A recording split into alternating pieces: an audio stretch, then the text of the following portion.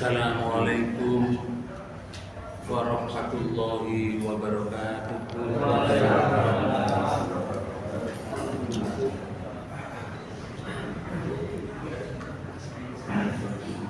Bismillahirrahmanirrahim. Alhamdulillahirabbil alamin. Salatu wassalamu ala Rasulillah Muhammad ibni Abdillah wa ala alihi wa ashabihi wa man tabi'al huda ila yaumil qiyamah. Asyhadu an la ilaha illallah wahdahu la syarika lah wa asyhadu anna Muhammadan abduhu wa rasuluhu la nabiyya wa la rasula ba'da. Qala Allah Ta'ala fi kitabihil karim. A'udzu billahi minasy syaithanir rajim. Man ihtada fa innama yahtadi li nafsihi wa man dhalla fa innama yadhillu 'alaiha wa la taziru waziratu wizra ukhra wa ma kunna mu'adzabina hatta nab'atsa rasulah. Sadaqallahul azim. Hadirin kaum muslimin muslimat yang dirahmati Allah. Alhamdulillah kita semuanya ditakdirkan oleh Allah pada kesempatan ini semuanya kelihatan sehat walafiat. Mudah-mudahan langkah kita semuanya jadi amal ibadah yang membawa kita menghadap Allah dalam keadaan husnul khatimah.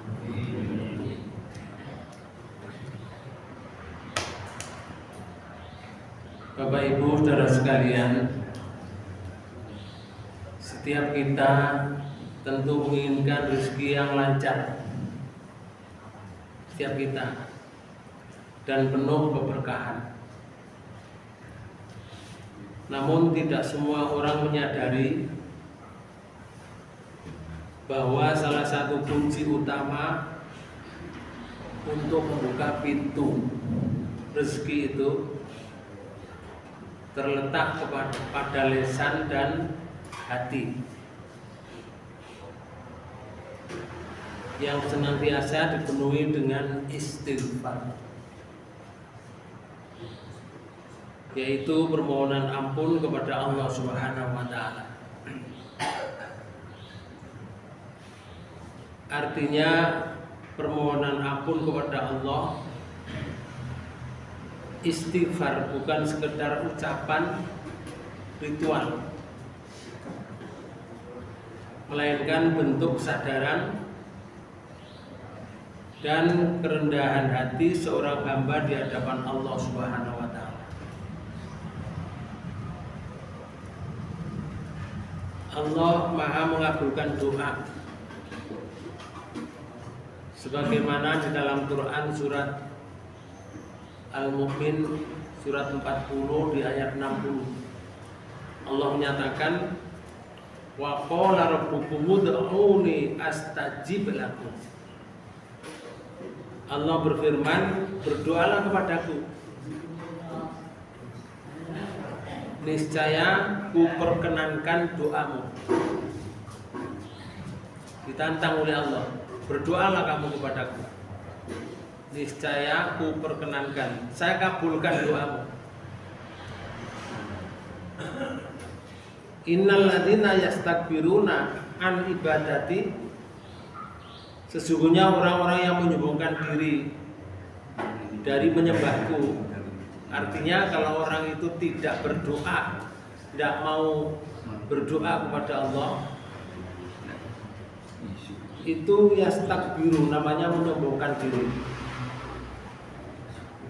Sayadkhuluna jahannama dakhirin, akan masuk ke dalam neraka jahanam dalam keadaan hina dina, Itu orang yang sombong, yang tidak mau berdoa kepada Allah. Dalam hadis qudsi yang diriwayatkan oleh Imam At-Tirmidzi itu menyebutkan, ya bani Adam, hai anak cucu Adam, innaka mata autani warajautani ghafartu laka. Wahai anak cucu Adam, selama engkau berdoa kepadaku dan berharap kepadaku, aku akan mengampuni kamu atas apapun dosamu.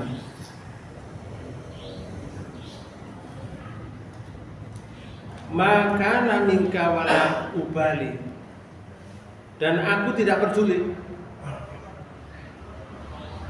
seberapa dosamu. Kalau kamu minta ampun padaku, saya ampuni. Aku tidak peduli. Allah berfirman semacam, ya bani Adam, wahai anak cucu Adam, lau balagot dunubuka ananas samai. Hai anak cucu Adam, jika dosa-dosamu mencapai langit, setinggi langit, ditumpuk-tumpuk setinggi langit, sumastaghfirtani, kemudian meminta ampun kepadaku, ghafartu laka wala ubali, aku akan mengampuni kamu dan aku tidak peduli. Walaupun dosanya setumpuk langit, diampuni oleh Allah. Allah tidak peduli. Artinya itu hak prerogatif Allah. Lalu dalam Al-Quran surat 71, surat Nuh, di ayat 10 sampai 12, Allah menyatakan, faqul tustaghfiru rabbakum innahu kana ghaffara.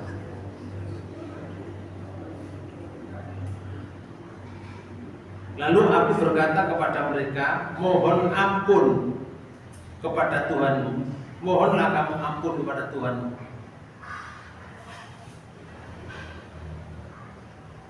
Artinya di zaman Nabi Hud itu Pak, Nabi yang dulu sebelum Rasul Muhammad SAW, tapi ajarannya ini dimunculkan lagi oleh Allah pada zaman Rasulullah. Faqul tustaghfiru rabbakum. Lalu aku katakan kepada mereka, mohonlah kamu ampun kepada Tuhanmu. Kalau kamu mohon ampun, innahu kana ghaffara. Yang pertama, sesungguhnya dia maha pengampun. Tapi dengan syarat jika kamu mohon ampun. Allah memberikan ampunan jika memohon. Kalau tidak mohon ya nggak diampuni. Memohon itu urusan lisan, urusan hati. Kemudian janji yang kedua dari Allah dalam ayat ini, kalau kamu banyak istighfar atau mohon ampun kepada Allah, yursilis sama'a alaikum bidrara. Niscaya dia akan menurunkan hujan yang lebat dari langit kepadamu. Hujan lebat itu bukan membuat banjir, Pak. Tapi hujan lebat itu membuat daerah yang tandus, tanah yang kering, akhirnya keluar tanaman-tanaman yang hidup, yang bermanfaat, yang hasilnya bisa dimakan oleh manusia dan oleh hewan. Artinya tanahnya menjadi subur kalau hujannya lebat. Tanah-tanah yang tandus yang biasanya tidak bisa ditanami, kalau diberi hujan oleh Allah, hujan yang lebat, tanah itu menjadi subur, bisa ditanami apa saja. Tapi syaratnya minta ampun kepada Allah penduduknya, istighfar. Kemudian yang ketiga, janji Allah, wa yumdidukum bi amwal, dan Allah akan membanyakkan harta. Jadi hartanya yang dulunya asalnya tidak banyak, kalau orang itu banyak istighfar, akan diperbanyak oleh Allah hartanya. Kalau bahasa saya, asalnya gak duwe menjadi sugih, karena banyak istighfar, sugih yang berkah. Karena pemberian Allah dari orang ini usaha minta ampun kepada Allah, bukan sugih karena korupsi, Pak. Karena banyak orang sugih karena korupsi ada. Ini sugih karena berkah dari Allah Subhanahu wa taala. Wa yumdidukum bi amwal wa banin, dan akan membanyakkan hartamu dan anakmu. Anak-anak diperbanyak. Diperbanyak itu ada penafsir yang mengatakan walaupun anaknya tidak banyak, itu sukses semua. Qurrata a'yun, menjadi dipandang oleh orang tuanya itu sangat menyenangkan hati. Itu janji Allah. Kemudian yang nomor 4, janji Allah, wa yaj'al lakum jannatin, dan aku akan menjadikan kebun-kebun. Jadi tanah-tanah yang tidak bisa ditanami di daerah sekitar rumah dan seterusnya, mungkin di daerah yang agak naik sedikit, yang tidak bisa ditanami, karena orangnya banyak istighfar kepada Allah, Allah menjadikan wa yaj'al lakum jannatin, Allah menjadikan kebun-kebun subur. Dan yang terakhir janji Allah dalam ayat ini, wa yaj'al lakum anhara, dan aku akan menjadikan sungai-sungai banyak airnya. Jadi sungai itu banyak airnya untuk kamu.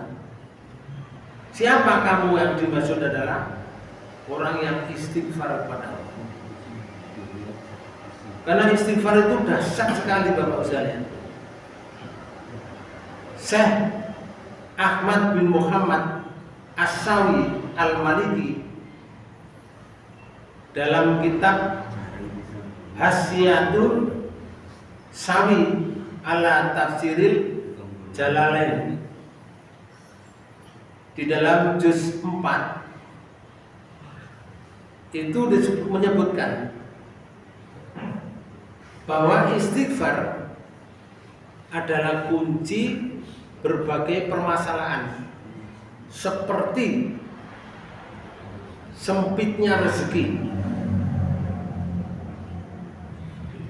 salah satu di antaranya, atau berbagai permasalahan yang kompleks. Apapun, masalah apapun, tidak hanya rezeki, masalah apapun, kalau kita banyak istighfar, istighfar adalah kunci dari berbagai permasalahan. Masalah rumah tangga,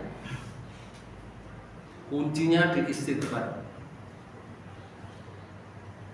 Masalah anak, kuncinya di istighfar. Masalah harta, kuncinya di istighfar. Masalah jabatan, kuncinya juga di istighfar. diriwayatkan dari Al Hasan, suatu ketika datang kepadanya orang-orang yang membawa berbagai permasalahan yang dihadapi. Orang pertama mengadu tentang kondisi ekonominya yang begitu terpuruk. Kebutuhan keluarganya yang ia tanggung tidak bisa mencukupi. Ini orang yang pertama. Orang kedua datang kepada Al Hasan mengadu tentang kondisi di mana ia belum dikaruniai keturunan oleh Allah Subhanahu wa taala. Ia menginginkan buah hati sebagai penerusnya. Lalu ada lagi orang yang ketiga. Orang ini punya masalah karena dia menjadi petani. Seorang petani yang tidak pernah mendapatkan hasil maksimal dari tanamannya itu. Selama dia bercocok tanam, ia selalu menghadapi permasalahan seperti hama dan kekeringan yang melanda. Apa kata Hasan? Respon Al Hasan mendengar keluhan dari orang-orang tersebut. Al Hasan hanya menjawab dengan satu kalimat, Istaghfirillah. Hanya kalimat Istaghfirillah. Mintalah kamu ampun kepada Allah, istighfarlah kamu. Mendengar jawaban yang singkat ini, ada salah seorang Rabi' bin Sabit itu memberanikan diri untuk bertanya kepada Al Hasan. Wahai Al Hasan, banyak orang yang mendatangimu dengan mengadukan berbagai hal dalam kehidupannya dan minta pertolongan bermacam-macam kepadamu. Tetapi mengapa hanya istighfar yang kau jadikan sebagai solusi jalan keluar? Mengapa kau istighfar saja? Kemudian Al Hasan pun berdiam sejenak. Kemudian ia membacakan surat Nuh ayat 10 sampai ayat 12 tadi. Wa qul tastaghfiru rabbakum innahu kana ghaffara yursilis samaa'a 'alaikum midrara wa yumdidukum bil amwali wa banin wa yaj'al lakum jannatin wa yaj'al lakum anhara. Membacakan ayat itu. Bapak dan Ibu saudara sekalian, di zaman-zaman sekarang kami sendiri itu juga punya pengalaman berdasarkan ayat ini. Tidak sedikit Pak Bu orang yang datang kepada kami, rupanya keluarnya itu tidak punya anak. Sudah beberapa tahun menikah, tidak punya anak. Lalu saya cerita, kemudian saya tunjukkan ayat ini. Bukan ayatnya saja yang dibaca, tapi disuruh perintah ayat ini adalah istighfar. Banyak istighfar. Akhirnya dilaksanakan dengan sungguh-sungguh. Punya anak. Ini yang baru aja sudah 3 anaknya. Yang dulu sejak lama itu mbahnya yang datang, kemudian anaknya diberitahu, saya beritahu dengan cara ini, akhirnya punya cucu. Dan setiap tahun datang ke pondok untuk memberikan sumbangan karena rasa terima kasih. Itu salah satu di antaranya. Jadi istighfar itu solusi berbagai masalah. Salah satu di antaranya. Kisah ini menunjukkan kepada kita bahwa memohon ampun dengan senantiasa membaca istighfar itu mampu menjadi solusi dari berbagai masalah. Rasulullah pun telah mengajarkan kita berbagai redaksi dalam istighfar. Antara lain ada namanya istighfar yang panjang, namanya Sayyidul Istighfar. Namanya Sayyidul Istighfar. Sayyidul Istighfar itu bunyinya begini. Allahumma anta rabbi la ilaha illa anta wala katani wa ana abduka wa ana ala ahdika wa wa'dika mastata'tu a'udzu bika min syarri ma sana'tu abu laka bi nikmatika alayya wa abu bi dzambi faghfir li fa innahu la yaghfiru dzunuba illa anta. Ini yang diajarkan Rasulullah, namanya Sayyidul Istighfar. Istighfar yang paling pendek astaghfirullah. Ada yang lebih panjang lagi, astaghfirullahaladzim. Tambah panjang lagi, astaghfirullahaladzim alladzi la ilaha illa huwal hayyul qayyum wa atubu ilaih.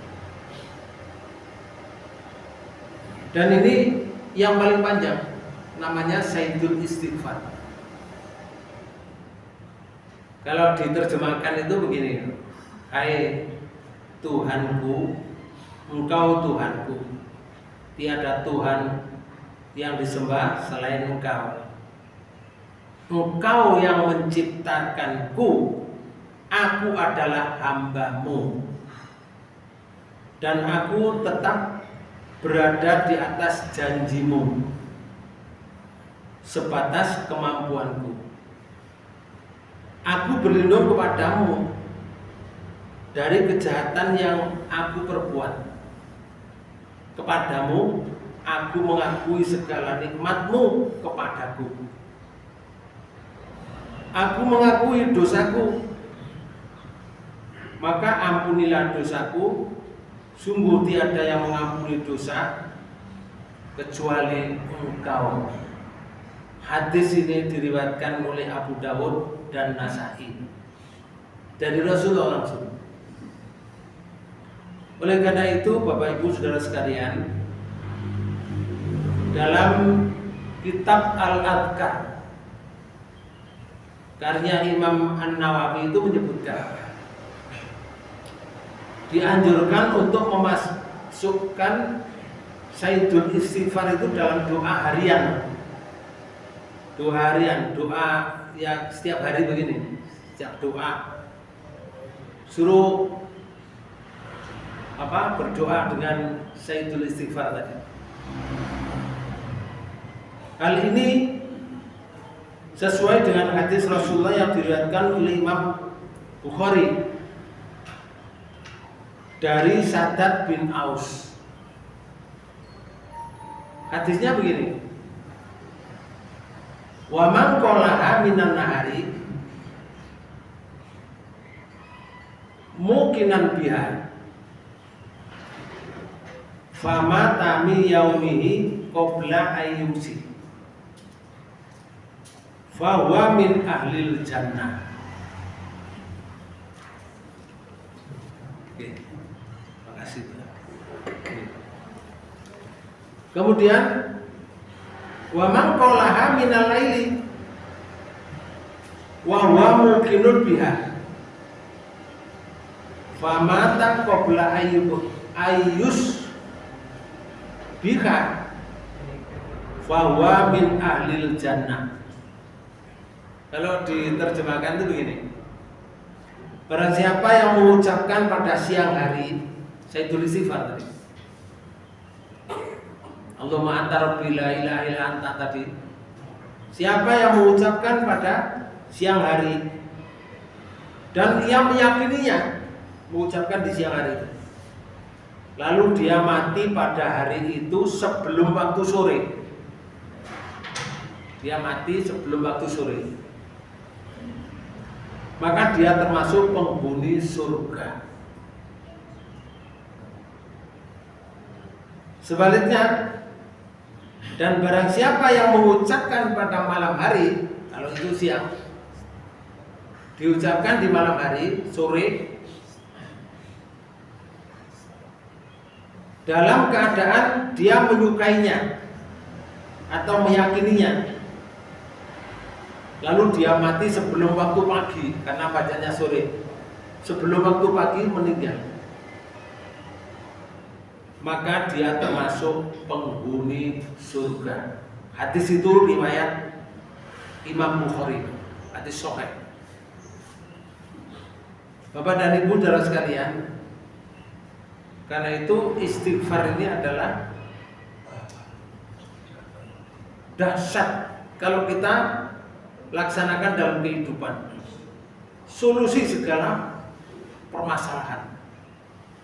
Dan banyak ayat Al-Quran memerintahkan tentang istighfar. Contoh aja, di dalam Quran surat 11 ayat 90 itu diperintahkan gini, wastaghfiru rabbakum summa tubu ilaihi inna rabbi rahimun wadud.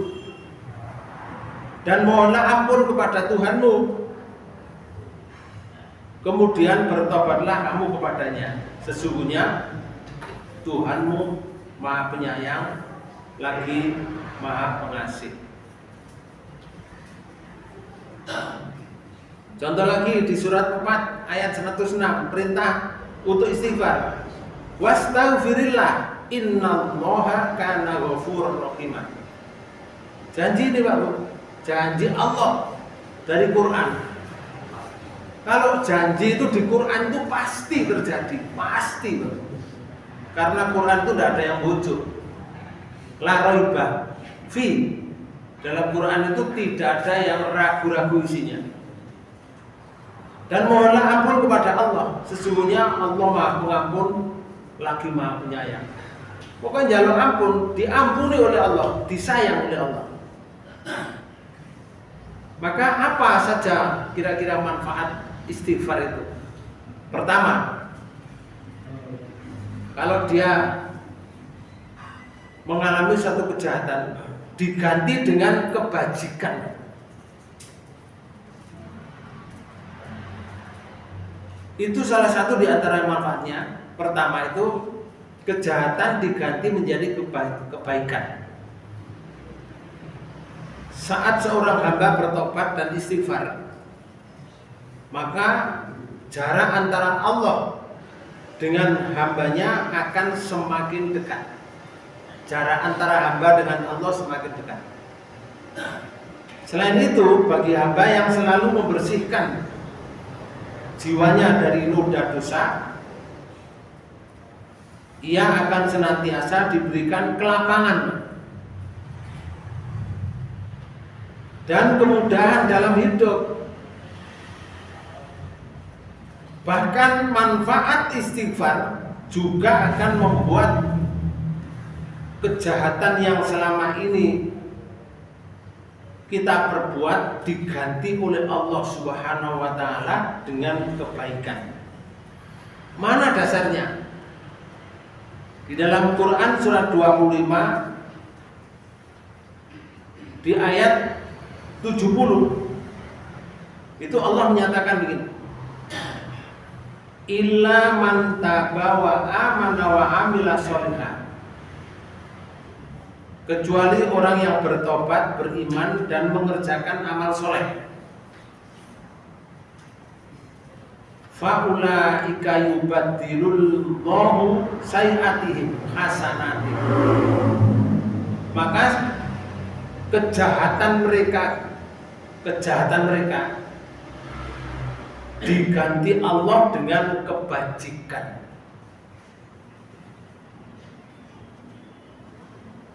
Faulaika yubaddilullahu sayiatihim hasanatih wa kana Allahu ghafurur rahim. Dan adalah Allah Maha Pengampun lagi Maha Penyayang. Ini yang pertama, Bapak. Kemudian yang kedua, manfaat istighfar antara lain yang kedua, menghindarkan hamba dari siksa Allah dan musibah. Manfaat istighfar juga dapat menghindarkan dari orang muslim dari siksa Allah dan musibah. Sebagaimana Allah berfirman dalam Quran surat 8 ayat 33. Itu Allah menyatakan ini. A'udzubillahi minasyaitonir rajim. Wa ma kana Allahu liyu'adzibahum wa anta fihim. Wa ma kana Allahu mu'adzibahum wa hum yastaghfirun. Dan Allah sekali-kali tidak akan mengadab mereka. Ya Rasul, sedang kamu berada di antara mereka. Kalau kamu masih duduk di antara mereka, walaupun mereka kurang ajar, Allah tidak akan menurunkan adab. Nah sekarang Bapak Ibu sekalian, pertanyaannya, Rasulullah masih ada enggak? Enggak ada. Rasulullah jaminan mutu waktu itu. Kalau Rasul berada di tengah mereka, walaupun mereka kurang ajarnya luar biasa, azab tidak akan diturunkan, musibah tidak akan diturunkan. Tapi ayat ini belum berhenti, masih dilanjutkan. Wa ma kana Allahu mu'adzibahum wa hum yastaghfirun. Dan tidak pula Allah menghadap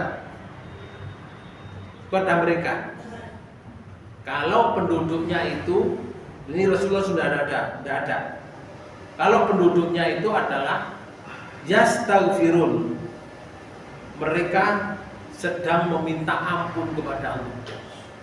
Kalau penduduknya banyak istighfar, adab Allah dicabut lagi, nggak jadi diturunkan.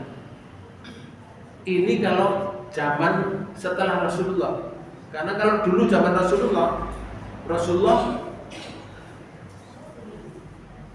termasuk yang Allah memberikan jaminan bahwa adab itu tidak akan diturunkan kalau Rasulullah masih ada di tengah-tengahnya.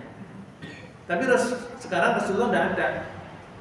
Jaminannya adalah istighfar kepada Allah. Bapak Ibu saudara sekalian, Allah Subhanahu wa taala berfirman juga memberikan penjelasan sebab terselamatnya Nabi Yunus alaihissalam itu juga istighfar. Cuma bentuknya istighfar Nabi Yunus itu disebutkan oleh Allah di surat 37 surat As-Saffat, dimulai ayat 137 sampai ayat 144. Contohnya ini, wa innakum latamurruna alaihim musbihin. Dan sesungguhnya kamu hai penduduk Mekah benar-benar akan melalui bekas-bekas mereka di waktu pagi. Ini di ayat 140. Di ayat 141 itu disebutkan wabil laili afala taqilun. Kemudian di ayat 139 itu disebutkan gini, wa inna Yunus laminal mursalin. Dan sesungguhnya Yunus itu adalah bagian dari Rasul Allah. Id abaqo ilal fulkil maskun. Ingatlah ketika ia lari ke kapal yang penuh muatan. Fasa hama fakana minal mudkhadin. Kemudian ia ikut berundi. Lalu dia termasuk orang-orang yang kalah dalam undian. Karena naik kapal sebelum diberi perintah oleh Allah keluar dari daerahnya karena penduduknya atau umatnya waktu itu menentang. Nabi Yunus kan minta, ya Allah, saya tidak mampu udah, berilah adab saja penduduk saya ini, umat saya, karena sangat menentang. Diterima oleh Allah. Nah, diterima. Nabi Yunus berpikir, ini nanti kalau ada adab turun, aku kena. Adab itu datangnya itu enggak kepada orang kafir saja, semua kena. Lalu aku nongkiri kena. Dia Nabi Yunus keluar, belum ada perintah dari Allah. Keluar mau menjauh dari adab itu, nyebrang laut. Sehingga begitu ada naik ke dalam kapal, di tengah lautan kapalnya oleng. Nakodanya sudah tahu, mungkin juga ilham, kapal ini akan tenggelam, kita semuanya akan tenggelam. Maka dalam satu riwayat itu disebutkan harus dikurangi ini muatannya karena sudah penuh ini. Ada yang dikurangi Pak Bu, barang-barang itu cemplung larut, ada. Masih oleng yang luar biasa. Akhirnya nakodanya mengatakan begini, ini harus ada yang dikorbankan salah satu orang. Wah, lawang sak jero kapal dia tidak mau Pak dikorbankan. Kalau tidak mau bagaimana? Diundi Pak. Kopiok keluar, undiannya dikeluarkan Nabi Yunus. Orang-orang yang mengikuti Nabi Yunus tidak bisa nerima. Tidak bisa, ini orang baik ini. Kita bubur lagi. Kita kopiok lagi. Lama keluar lagi, Yunus lagi. Tidak bisa diterima lagi oleh teman-temannya. Karena kan tidak sendirian Nabi Yunus. Akhirnya dibubur lagi, kopiok lagi. Keluar yang ketiga, Nabi Yunus lagi. Maka Nabi Yunus sadar, berarti saya yang harus dilempar ke dalam laut. Kemudian di ayat 142, maka ia dilempar, ditelan oleh ikan besar dalam keadaan tercela. Ingat, seorang nabi, Bapak, seorang rasul tercela. Itu karena dia belum ada perintah dari Allah, sudah mendahului, dihukum oleh Allah, dilebokno jero perut ikan. Biasanya ikan tuh masuk ke perut manusia. Sekarang manusia masuk ke perut ikan, berhari-hari di sana, sehingga kulitnya ini hancur Pak Bu, karena kena asam lambungnya ikan. Kok gak hancur? Nah, disinilah kekuasaan Allah, sehingga tidak dihancurkan, hanya dibuat tercelah.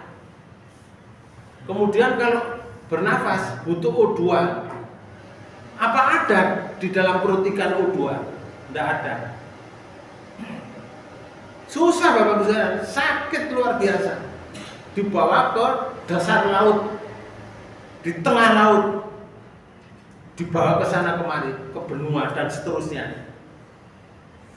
Sampai Allah menyatakan falaula annahu kana minal musabbihin, maka kalau sekiranya dia tidak termasuk orang-orang yang banyak mengingat Allah, lah istighfar itu Pak. Kalau Nabi Yunus tadi tidak banyak mengingat Allah, tidak banyak istighfar, istighfar Nabi Yunus itu begini.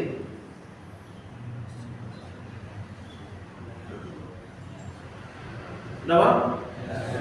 La ilaha illa anta subhanaka inni kuntu minadh dhalimin. Kalau Nabi Yunus tidak mengatakan seperti itu, ayat 144 Allah menyatakan begini, lala bisa fi batnihi ila yaumi yub'atsun. Niscaya ia akan tetap tinggal di perut ikan itu sampai hari berbangkit. Hari kiamat, hari kiamat. Maka dalam ayat ini loh Bapak, kalau lihat ayat ini, misalkan Nabi Yunus tidak banyak mengingat Allah di situ, dia berada dalam kesakitan itu sampai hari kiamat. Berarti ikannya hidup sampai hari kiamat. Kalau melihat ayat ini, mungkin saja ikannya pada zaman Nabi Yunus sampai sekarang masih hidup. Aku kalau Yunus tidak istighfar banyak pada Allah sampai hari kiamat, ya, ikannya berarti hidup sampai hari kiamat. Nah, di sini salah satu di antaranya Allah memberikan pengumuman, memberikan supaya kita perhatian bahwa istighfar itu adalah sangat penting untuk kehidupan kita dan solusi segala macam apa yang ada di antara kita ini. Oleh karena itu Bapak sekalian, mudah-mudahan langkah kita semuanya selalu dibimbing oleh Allah Subhanahu wa taala sehingga kita banyak istighfar kepada Allah, bisa melaksanakan dengan baik dan pada akhirnya Allah memberikan hadiah kepada kita husnul khotimah. Demikian yang bisa saya sampaikan, lebih kurangnya mohon maaf. Wassalamualaikum warahmatullahi wabarakatuh.